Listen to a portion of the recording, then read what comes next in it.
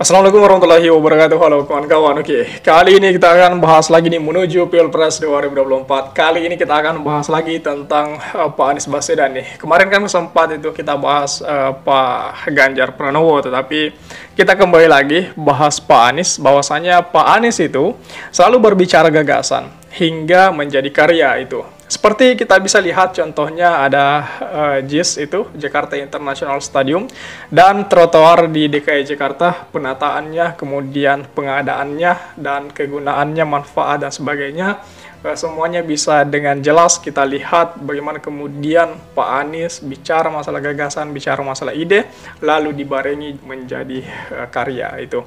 Nah, inilah yang perlu kita bahas lebih jauh lagi kawan-kawan.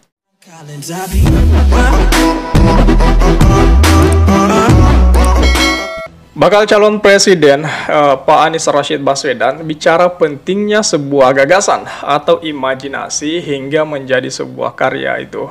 Dia menyebut hal itu juga yang menjadi dasar pembangunan Jakarta International Stadium dan trotoar di Jakarta selama dia menjabat sebagai gubernur, kawan-kawan. Hal itu diungkapnya dalam tayangan video yang diunggah Instagram Partai Nasdem pada Minggu kemarin. Pak Anies awalnya bicara pentingnya gagasan dan ide, kemudian dari gagasan dan ide itu yang dibuat menjadi karya. Jadi tidak sekedar bicara, tetapi ada pembuktian di wilayah itu. Nah, jadi saya pikir Pak Anies di dalam menangani Jakarta kemarin atau di masa kepemimpinan Pak Anies Jakarta kemarin itu Jakarta tergolong daerah atau ibu kota yang sangat maju, yang perkembangannya sangat pesat sekali. Taman-taman itu banyak sekali dibangun, kemudian ada beberapa banyak sekali perpustakaan yang kembali diaktifkan, yang kemudian dibuat kembali. Dan saya pikir hal-hal seperti itu tentunya mengedepankan sumber daya manusia, mengedepankan keinginan masyarakat Jakarta pada saat itu. Nah, ini yang ingin kita bahas, bahwasanya cerita sedikit teman-teman, bahwa memiliki ide itu penting, memiliki gagasan itu penting, apalagi kalau baru itu lebih penting. Gagasan dan ide itu yang baru itu yang lebih penting. Seperti itu yang dikatakan Pak Anies Baswedan. Nah, Pak Anies juga mengatakan gagasan dan ide itu juga harus dieksekusi sehingga menjadi kenyataan itu. Jadi untuk apa dibicarakan, yang untuk apa dikatakan bahwa ekonomi Indonesia akan meroket di 2024, nyatanya anjlok, nyatanya prank gitu. Jadi kata-kata seperti itu hanya sekedar hanya omongan belaka itu. Ya, kemudian ada juga yang bilang bahwa masyarakat sejahtera, tingkat kemiskinan bakalan teratasi, bakalan menurun.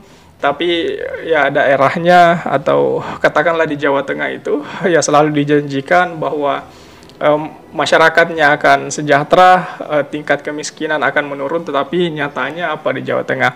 Jawa Tengah menjadi daerah termiskin, menjadi daerah yang sangat yang saat ini banyak sekali kasus agraria yang menimpanya.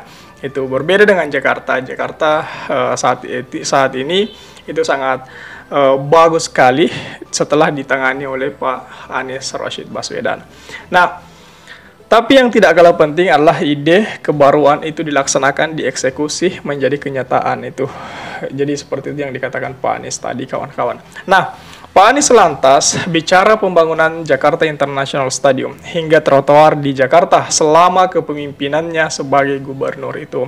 Dia menilai pembangunan itu didasari dari sebuah imajinasi dan menjadi gagasan itu. JIS itu ada dalam imajinasi dan imajinasi jutaan orang di Jakarta bahwa suatu saat kita memiliki stadium bertaraf internasional. Itu imajinasi, tapi ujungnya harus dieksekusi. Jadi barang tuh harus jadi barang itu. Kemudian teman-teman berkesempatan untuk menyaksikan tempat jalan kaki. Apa namanya itu? Trotoar-trotoar. Jadi trotoar itu dengan ide itu. Jadi awalnya semua itu hanya diimajinasikan, tetapi imajinasi itu harus dibarengi dengan suatu kenyataan agar bisa kita lihat manfaatnya itu. Anies menyebut Apa yang dia kerjakan di Jakarta berawal dari ide. Dia lantas merunut dari gagasan, narasi, hingga menjadi sebuah karya. Semuanya, itu semua yang Pak Anies kerjakan di Jakarta kemarin itu dimulai dari gagasan, lalu narasi, lalu karya. Itu urutannya itu. Jadi memang perlu kita lihat gagasan dan ide apa yang saat ini tengah beredar di masyarakat, bahwasanya apa-apa yang bisa kita lihat kemudian menjadi karya itu berasal dari ide. Misal Pak Jokowi kemarin, kita hanya dengar gagasan dan idenya itu, yang paling nyata ya pembangunan tol itu. Jadi yang ada cuma tol saja itu. Kemudian ada lagi gagasannya yang mengatakan ekonomi bakalan meroket di 2024 itu. Tapi nyatanya apa? Nol itu, enggak ada. Ini ekonomi makin terpuruk, apalagi ditambah lagi dengan ekspor pasir laut itu. Waduh, ini di tengah banyaknya daerah yang akan tenggelam, malah pasir laut yang dijual. Sehingga kemudian ancaman untuk daerah yang tenggelam itu semakin besar. Kenapa? Karena pasir di laut itu semakin hari semakin habis dijual. Nah, seperti itu kawan-kawan, bisa kita lihat bagaimana kemudian keberpihakan Pak Jokowi selama memimpin Indonesia ini perlu dipertanyakan. Dia berpihak kepada siapa? Dia yang diuntungkan oleh beliau itu siapa?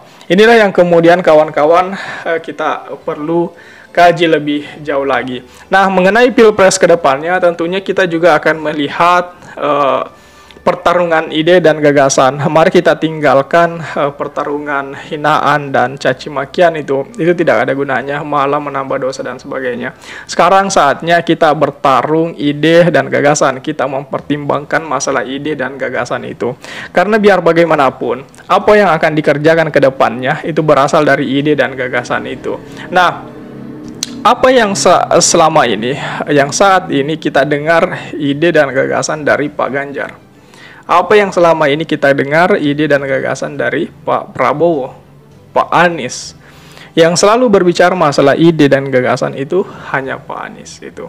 Yang gagasannya jelas bahwa perubahan itu Pak Anies itu. Jadi semakin hari semakin nyata kita bisa lihat, kita bisa bandingkan bagaimana kemudian tingkat kecerdasan seseorang atau capres kita ke depannya itu sudah bisa kita lihat tingkatnya seperti apa. Sejauh ini belum ada yang bisa menandingi Pak Anies masalah ide dan gagasan itu. Nah, saat ini kawan-kawan, Pak Anies itu mengambil jeda karena sementara beribadah haji. Tetapi harusnya kan saat ini bisa dimanfaatkan oleh Pak Ganjar ataupun Pak Prabowo itu untuk mengambil situasi media lah istilahnya, karena semuanya kan jeda dari pemberitaan Pak Anies itu.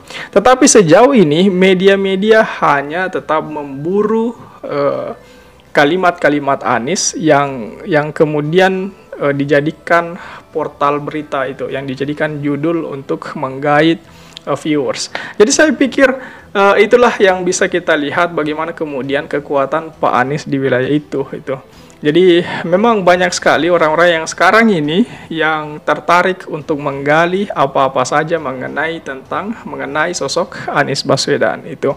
Jadi wajar jika banyak sekali anak-anak muda yang membicarakan Pak Anies, karena sekarang ini kalangan milenial itu sangat mencari dan sangat ingin tahu apa-apa saja mengenai Pak Anies, prestasinya, seluk-beluknya dan sebagainya itu. Berbeda dengan Ganjar. Pak Ganjar itu baik di sosial media apapun, saya lihat itu.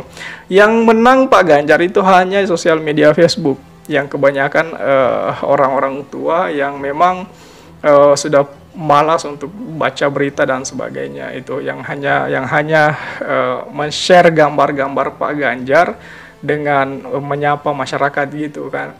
Itu hanya di wilayah Facebook Pak Ganjar menang. Tetapi kalau di Twitter, Instagram, apalagi YouTube, selesai Pak Ganjar itu. Jadi saya pikir itu saja dulu kawan-kawan. Bagaimana tanggapan kawan-kawan mengenai hal ini? Apa yang sudah dilakukan Pak Ganjar dan apa yang sudah dilakukan Pak Anies, coba bandingkan kawan-kawan. Tulis tanggapan kawan-kawan di kolom komentar. Oke, share juga video ini supaya banyak yang tahu informasi ini. Dan juga bisa ikut nimbrung di kolom komentar. Oke kawan-kawan, jadi saya pikir itu saja dulu. Terima kasih telah tiba di sini. Jangan lupa subscribe agar tidak ketinggalan pada video selanjutnya. Sekali lagi terima kasih dan wassalamualaikum warahmatullahi wabarakatuh.